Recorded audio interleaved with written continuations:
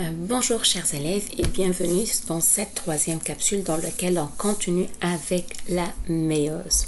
Donc, je tiens quand même à rappeler que la méiose est une division cellulaire. C'est une division cellulaire un peu particulière dans ce qu'elle va se produire uniquement avec les cellules sexuelles.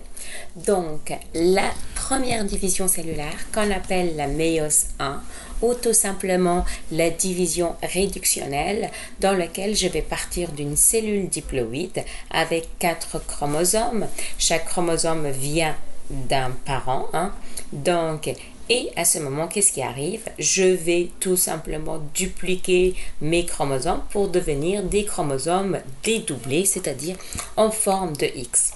Et durant la première division cellulaire, les chromosomes, à certains moments, lors de la métaphase, au lieu que les chromosomes vont s'installer au niveau du plan équatorial ils vont se placer par rapport à leur centromère, on remarque que à l'inverse, ce sont les chromosomes homologues qui vont se placer comme par rapport à un miroir, chacun d'un côté.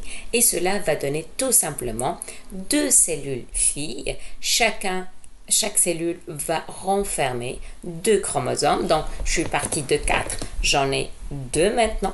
Toutefois, ces chromosomes sont dédoublés, ça veut dire qu'ils sont des chromosomes sous forme, en forme de X. Mais ce que j'attire votre attention, que ce sont des chromosomes qui, tout simplement, j'en ai juste un seul exemplaire, donc ils ne sont plus homologues.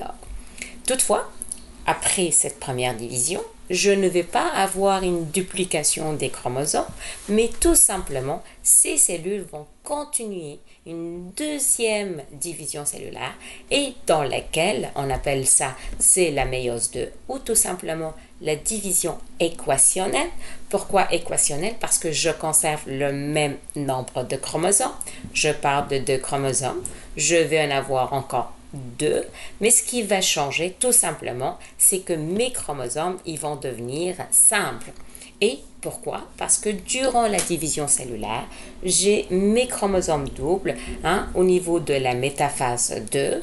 À ce moment, ils vont se placer par leur centromère et à ce moment, ils vont se séparer, générant 4 cellules filles identiques, c'est-à-dire qui vont avoir chacun le même nombre de chromosomes, mais avec des chromosomes qui vont être simples.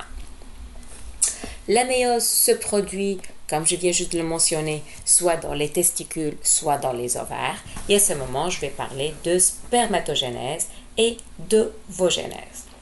Avec ça, j'ai terminé la méiose.